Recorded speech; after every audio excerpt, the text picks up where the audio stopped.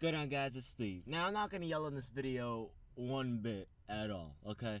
I'm not going to yell at all.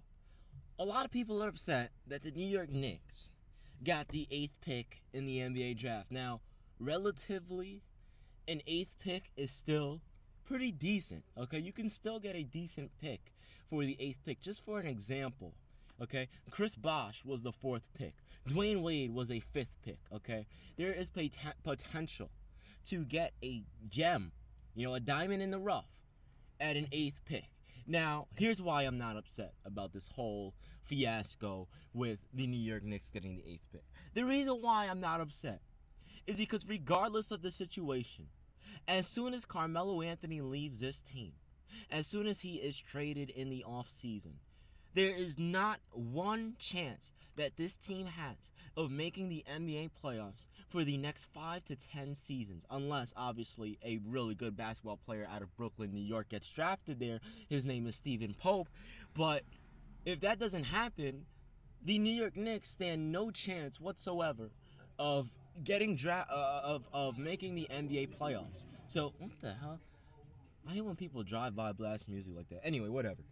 So at the end of the day, there's no chance whatsoever of the New York Knicks making the playoffs or even attempting to become a championship contending team within the next 5 to 10 years. You know what's going to happen?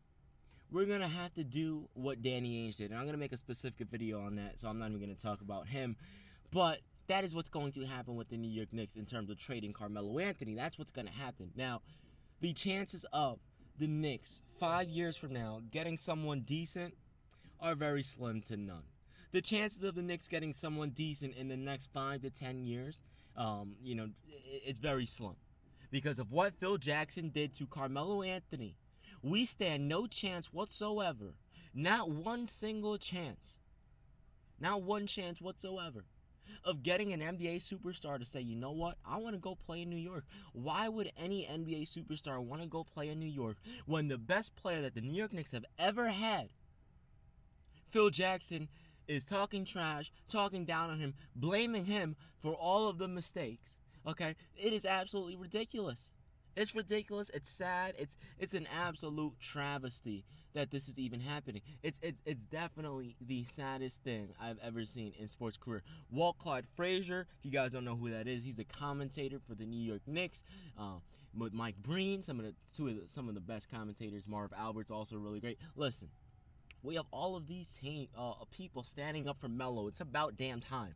But they should have stood up for him earlier. It's a little too late now to stand up for him. It's a little too late to stand up for Carmelo Anthony now.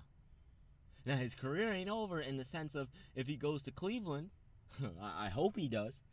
But if he goes anywhere else, the chances of him winning an NBA championship are pretty much zero.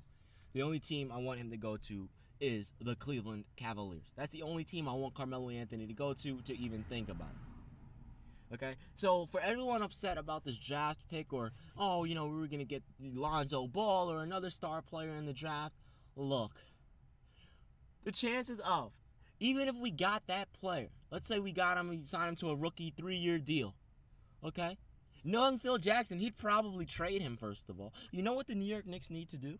Fire Phil Jackson and get Danny Ainge. If we fired Phil Jackson and we signed Danny Ainge, do you know how much better this team would be for the future?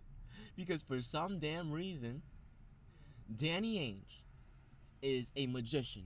Okay, but again, I don't want to talk about him specifically because I'm going to make a specific video for him down the line, probably today as well, because what this guy did with the Boston Celtics is ridiculous, especially with they have cap space and they got a #1 pick. I mean, it's ridiculous.